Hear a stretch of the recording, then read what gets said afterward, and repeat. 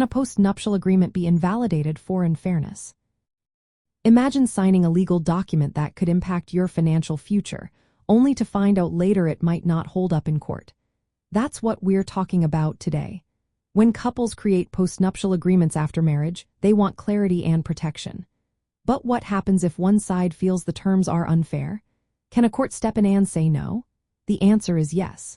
A postnuptial agreement can be challenged and invalidated if it is found to be unfair to one spouse. Courts look at fairness when deciding whether to enforce these agreements. If the agreement heavily favors one person and leaves the other in serious financial trouble, it might be considered unfair.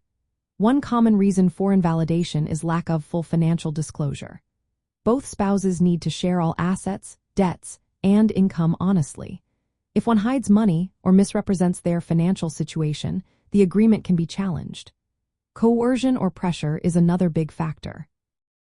If one spouse was forced, threatened, or manipulated into signing, the agreement might be invalid. Courts want to see that both parties entered into the agreement voluntarily and with full understanding. Unconscionability is also a key issue. If the terms are so one-sided that they shock the court's conscience, the agreement could be thrown out. For example, if it completely waives child support or custody rights, it might be considered unconscionable.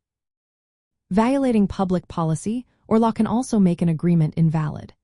If it tries to waive legal rights like child support or includes penalties for marital misconduct, courts may refuse to enforce it. Timing and proper legal procedures matter too. If the agreement was signed without enough time to review or without independent legal advice, it might be seen as unfair or improperly executed. When courts evaluate fairness, they consider how long the marriage lasted, each spouse's financial situation, and contributions to the marriage. The spouse challenging the agreement usually has the burden of proof. They need to show unfairness, fraud, or coercion. Overall, postnuptial agreements are meant to bring clarity, but they must be fair and properly made to stand up in court. Getting legal help when creating or contesting these agreements is always a good idea to protect your rights and ensure fairness.